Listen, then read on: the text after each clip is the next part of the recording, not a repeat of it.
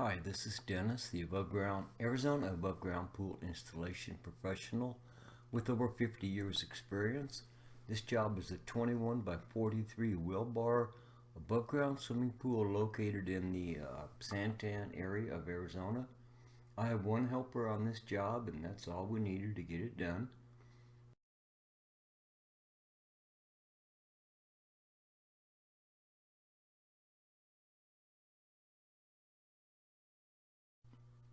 We start by clearing the desert landscaping in the area and getting it down to bare dirt. I'm not showing them these photos as my laser level. I use it constantly through the entire installation. Here it is used to level the dirt so it is all within an inch of level, and that is a good starting point. We then move to the boxes and find the side braces. They need to be assembled at this point. There are many different versions of side braces on oval above ground pools, and it is important to refer to the instructions and assemble them correctly. As they are assembled, we lay them down flat so they do not blow over with the slightest breeze, because that has happened.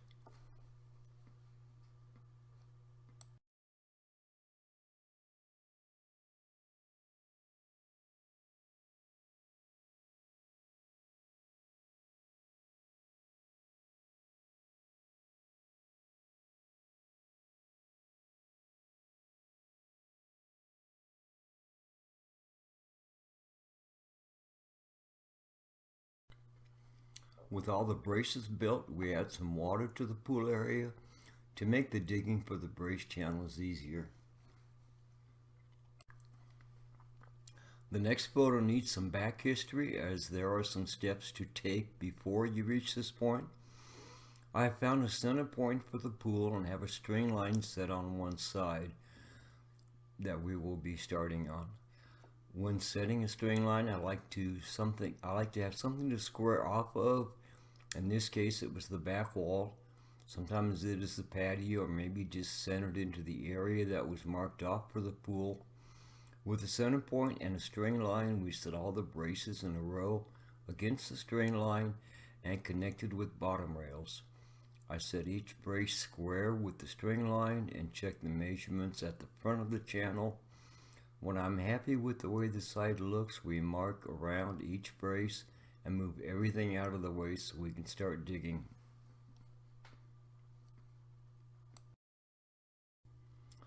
There's going to be a concrete block set in the back of each trench, so that hole is deeper. The top of the channel needs to be at ground level, so as we are digging and placing blocks, I'm constantly checking with the laser level.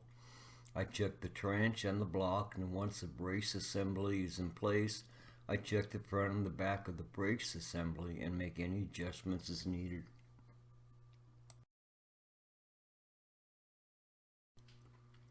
When I'm happy with the first side, we connect the straps, leaving all the nuts and bolts loose at this point.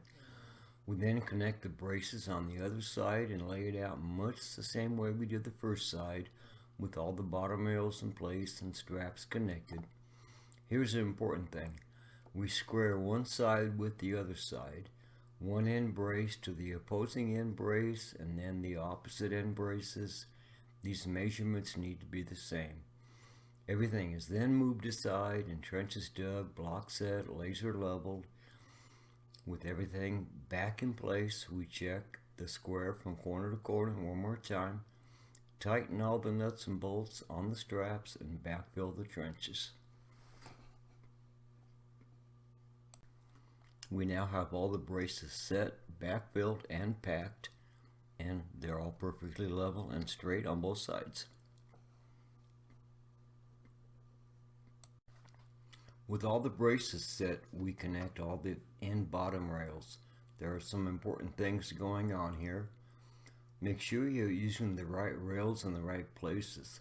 Some mobile pools will have just side and end rails, while some will have transition rails at the four corners of the pool. Make sure all the bottom rails are placed where they need to be. There's a thing I call the bottom rail gap, a little space between the end of the bottom rail and the stop tab. This will vary with just about every pool design. If the pool is new to me, I always check the instructions to see if they mention it. Sometimes they do and sometimes they don't. When you unroll the wall, you want both ends to meet in the center of an upright. If the walls do not meet, you need to remove part of the wall and make adjustments. It's important to make these adjustments at more than one bottom plate. Depending on what you need adjusting, one end might be fine. Other times removing an entire wall and making adjustments is the right thing to do. A second note on the end rails and foot plates, they all get lasered leveled.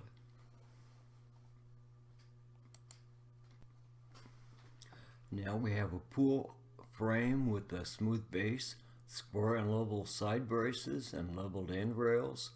It's time to use some of the pool pad and bring in about 7 tons of mortar sand. Whenever possible, I use the liner pad under the sand because it works out better the way I smooth the sand and install my liners. Notice the sand down the middle center of the pool, nowhere near the bottom rails, giving us plenty of room to unroll the sidewall. Everything we need is in the pool now: the pool cove, pool pad, and laser tripod to hold the wall in place at our starting point, and usually some shovels and rakes. Before we begin the wall installation, we have all the rest of the pool parts passed out for easy access as we are unrolling the sidewall.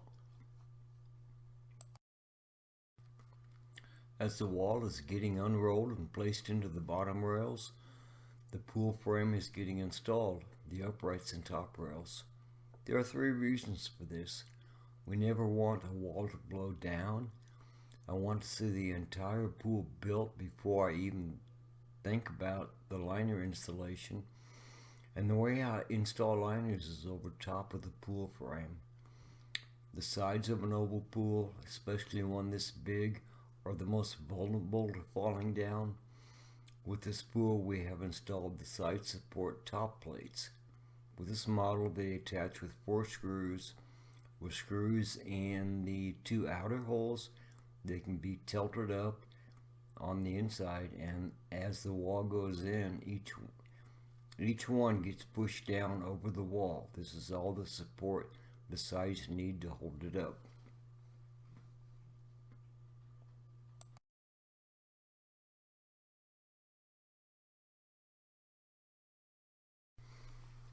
With the pool wall up and the frame built, it's time to get inside and get the base ready.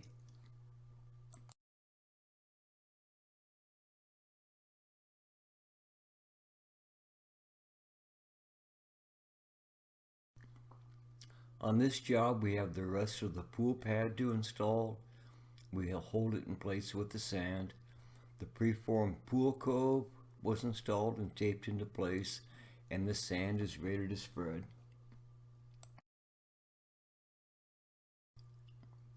I had set the camera aside at this point, so the next couple photos are of different pools, but the same as we would have done here. This is how the sand would have looked just prior to installing the liner.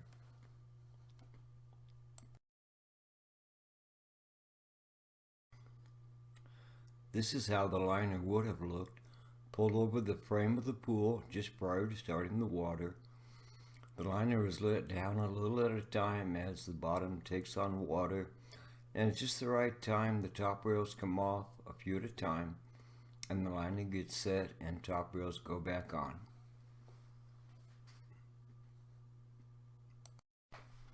After a couple days on the job, we end up with a pool that looks like this.